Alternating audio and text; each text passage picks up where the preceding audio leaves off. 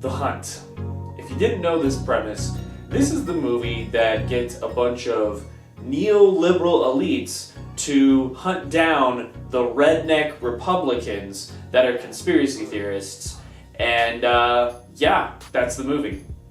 No, there's a little bit more to it than that. It's supposed to allow for some commentary and satire on kind of the way that each side of our political divide right now speaks to one another. And if you were just looking at it on face value, I think you would think that that's funny. However, the problem that this movie has is that everything is a caricature into the most extreme way, and there's no time taken into actually delving in to what makes these characters think the way they think and why they may be wrong, so to speak. There's not enough time taken to these things, so it just kind of becomes a wild, crazy ride where a couple of Republicans get killed in mildly amusing ways and some neoliberals get it to them, by what is the main protagonist of the film, played by Gilpin.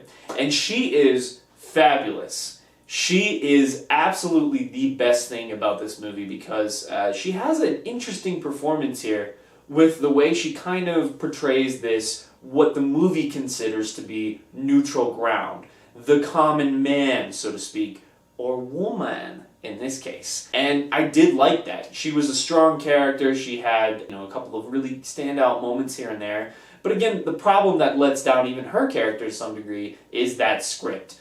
And there's just not enough time taking to making her who she is. She just is, right? She's supposed to be your, window into the fact that everybody else is crazy except for her. And if you really look into some of the things they bring up, there's a little bit of a libertarian angle and agenda to it, which most people nowadays kind of contribute more to the right-leaning side of things, even if libertarians themselves may not be that way. I just think that this movie fails so much on talking about that political discussion. And again, it's supposed to be talking about these extremes, right? But there's no time taken into delving in what those extremes are. It's such a pain when you've got these great opportunities to do that. And I thought there might be this interesting angle on like a class warfare dynamic here, but really all it is neoliberals versus the Republicans, and specifically the conspiracy theorist Republicans. It's just so nonsensical at a point, and when you realize that essentially this movie was to get the liberals triggered, literally, it kind of just has an egg on its face in that sense. But I do think it's hilarious looking into the problems with this movie and why it wasn't released earlier and released now, and that delay and everything, and the fact that Republicans wanted to shit on it so bad just for the idea of, white people getting killed. Is just hilarious to me because the movie almost sort of gives them a little bit of a justification here and there. It takes sympathy on that style of thinking, that conspiracy theorist, right? It's not their fault kind of thing.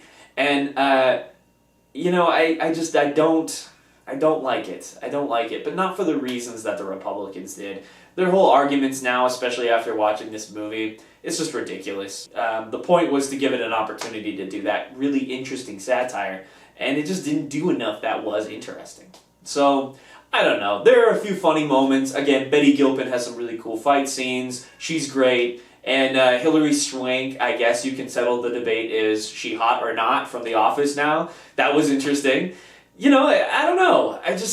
This movie could have been more. And coming from people that were involved on things like Watchmen, Damon Lindelof, I'm looking at you, there wasn't more behind it. And that's the cool thing about Watchmen, is there's so much political commentary on the subsurface, let alone the surface level. This movie suffers from having nothing below that surface level. It's just, in my opinion. But hey, maybe we watch this in years to come and then we think it's something really interesting. And I will say this, it is definitely a movie for the political zeitgeist of 2020. So if nothing else, there's that. At the end of the day, I would give this movie probably a 6 out of 10.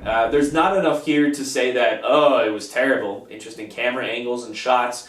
But the movie's editing and the script let it down a lot because, again, everybody's just painted as a caricature.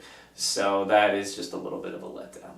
Well, thank you guys for watching a review here. I know we've been talking about The Hunt ad nauseum over on the podcast. Check that out for some of our commentary on our thoughts on what was leading up to why this movie wasn't released and then it being released. It was an interesting discussion, so definitely check out our podcast there for sure. Just search Worthy Watchers Weekly. Thank you again for watching, and we'll see you on the next video.